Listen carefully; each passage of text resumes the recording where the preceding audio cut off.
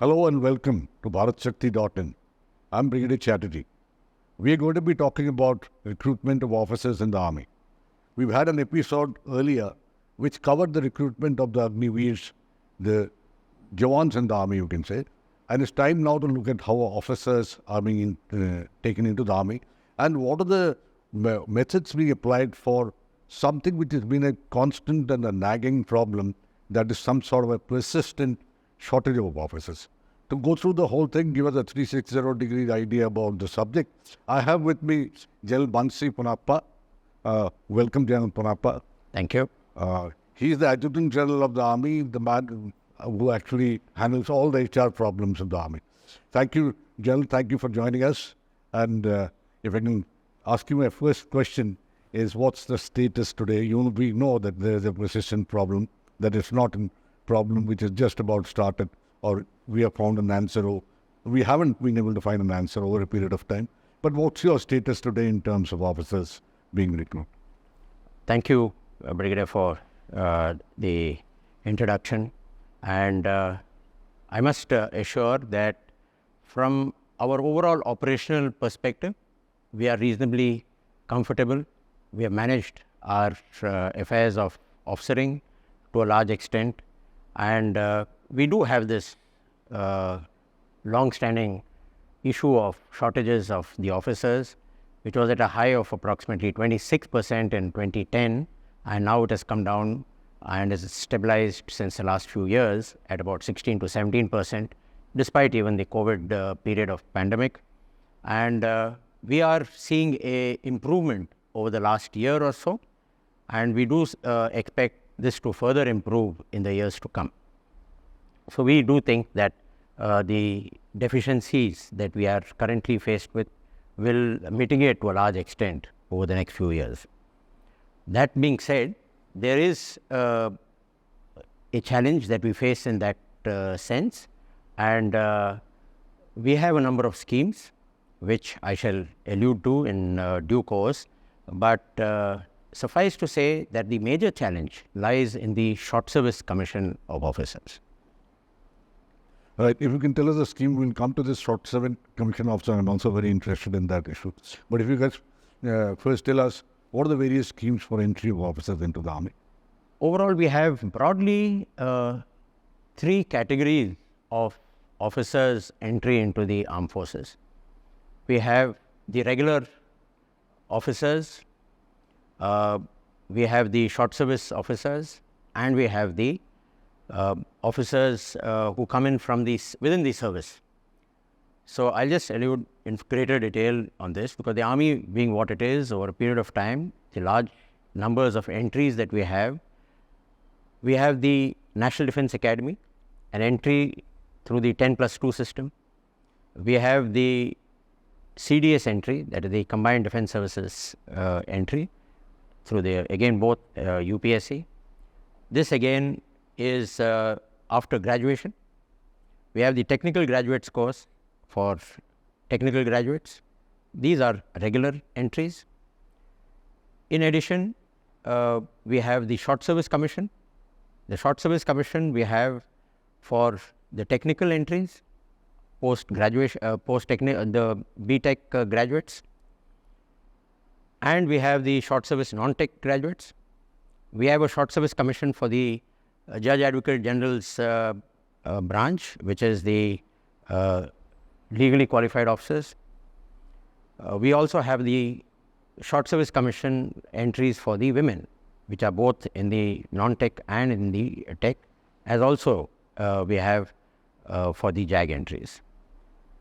The in-service entries are from the Army Cadet College that we have, that is for within the service in an early period of time that they do enter, and subsequently they have the opportunities to come in for permanent commission through the special list, the PCSL entries, or the special commission officers.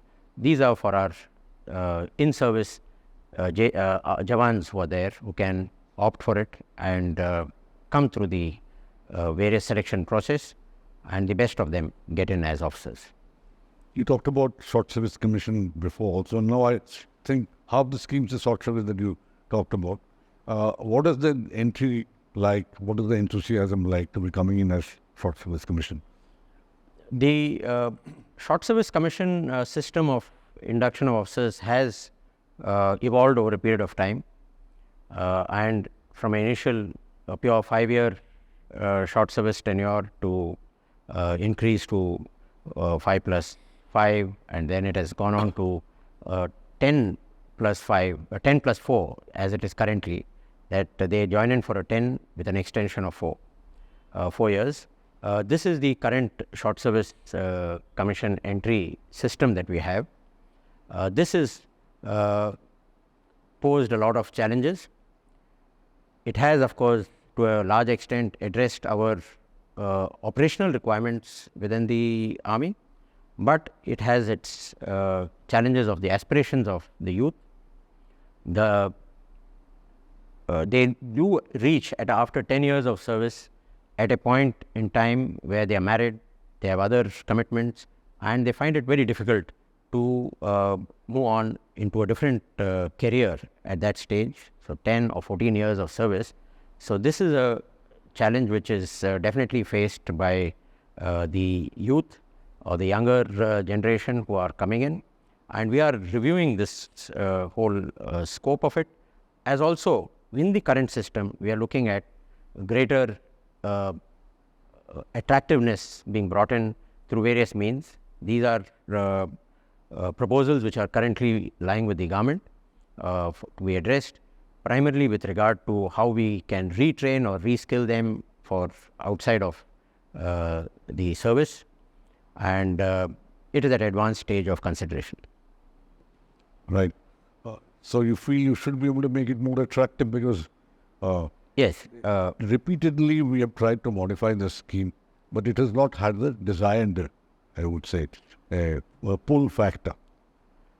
We do have large numbers of youth who are wanting to join. Almost on a yearly basis, there are about 4 lakh youth, and this has been consistent over the period, who have been wanting to join as officers. They apply, but we have a very stringent process, and we demand a high level of need for both character, brain and brawn when we look at an officer, because he has to lead from the front, he has to lead in combat, and therefore we do expect to attract the best of the youth to join our folds and serve the nation in that respect.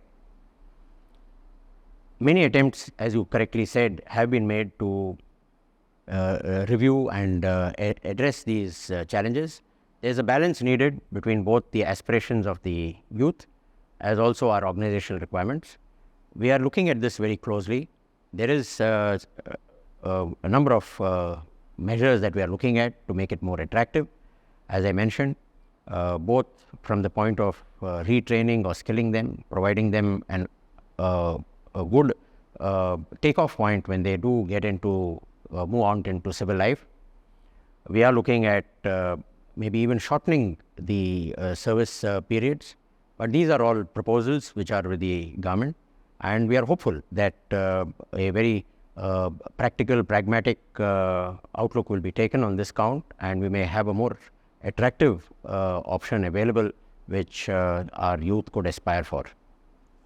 But I thought, and I want to dwell a little more on the short service commission. I thought what could be done is that you get him then for 14 years, 10 years, whatever be your scheme, but then give him an option to go out earlier if he wants to go out. Perhaps going out earlier, being liberal, might be giving him more options. When he has a particular option available, let's say in Civil Street, he goes out.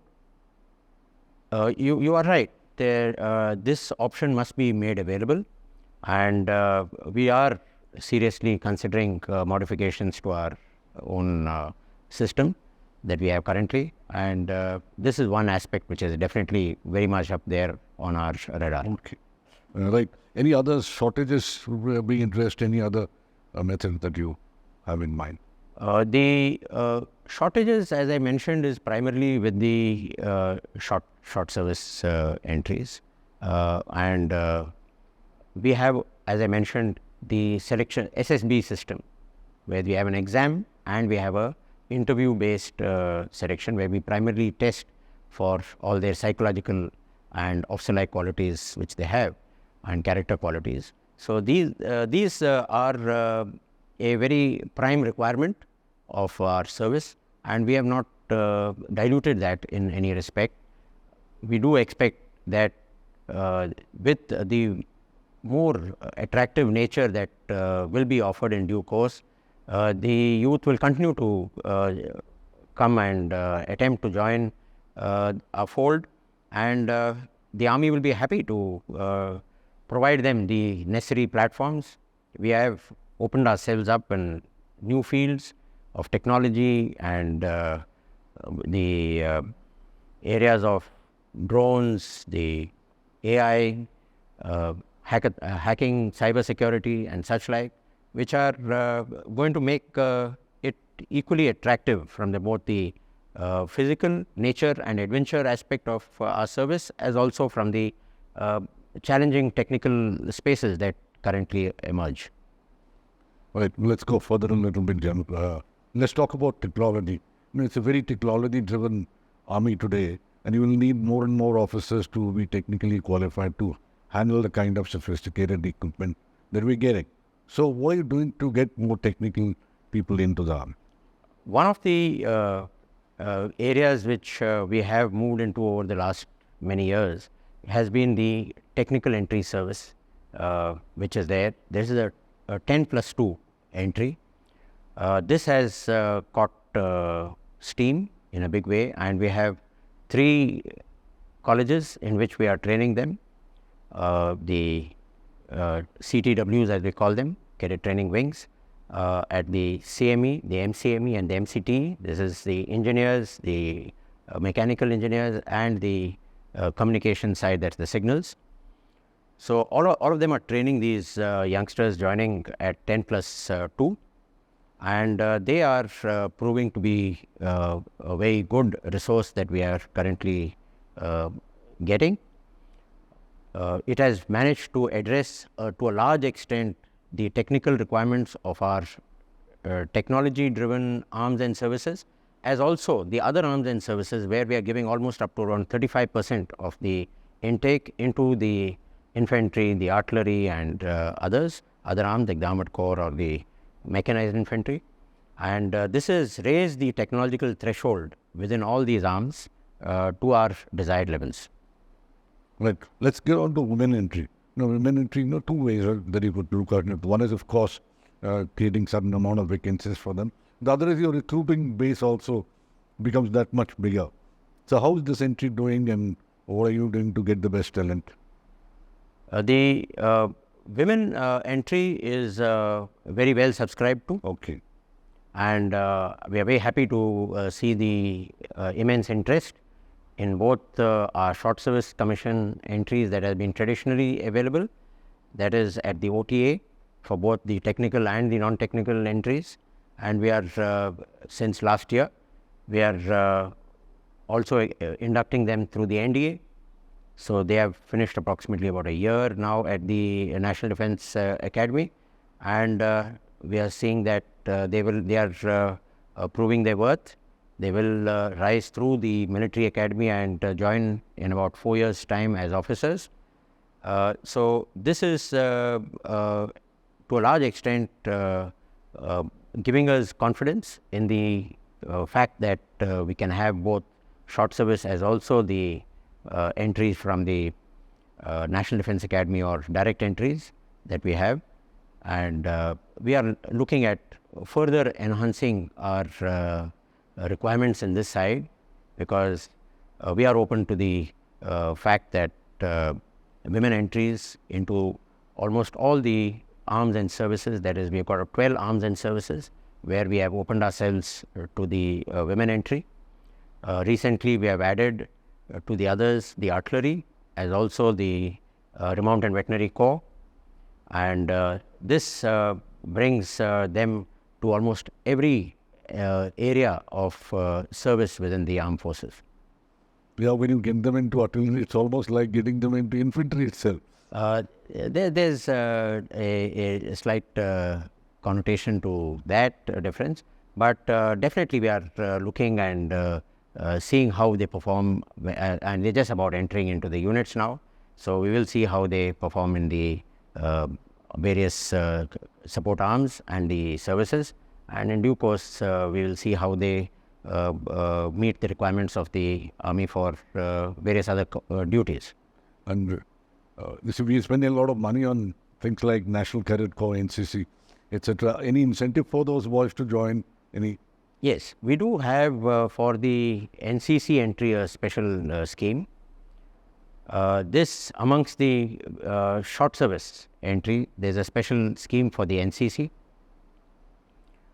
They do not undergo the exam, so almost 20% is of the vacancies are available for them. You mean the written examination is not there? Yes, that is not there. So if they are C certificate, that is the NCC Class C certificate available, so we are seeing a very good response on this count from the NCC side. The youth who are participating in NCC are already attuned to the military way of life, and so it is to our benefit to induct them with all these extra incentive, and we see a full subscription to the scheme of the NCC special entry. Now my last question, General. Though you talked about it a little bit, I just want you to dwell on it a little more. Because the general impression is that perhaps the quality of the intake is being, well, somewhere we are bringing it down in order to get more numbers. I hope that is not the truth, or is anything else that you have to say? I mentioned this earlier. We have not compromised with respect to be it the quality of the character or the level of the intake from the academic point of view. We have in fact raised the bar consistently on this count, both for the technical side, where now they're coming through the JEE mains entry in addition to their 12th standard for the TES entries.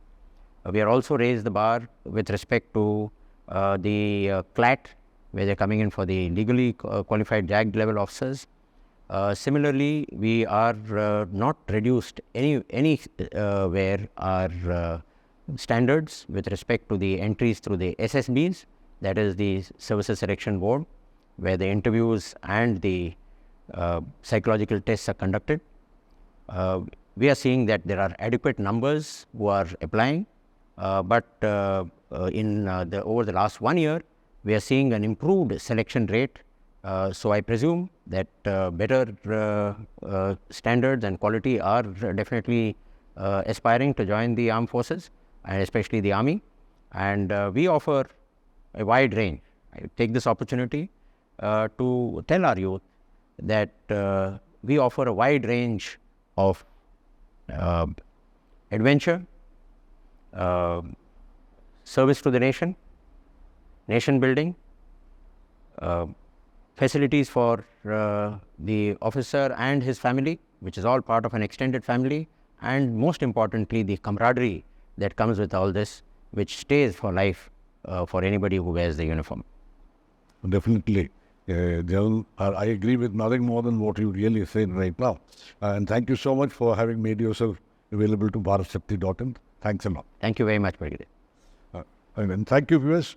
Thanks for logging on to bharatshakti.in. Do log in now and then you will find stories that might interest you.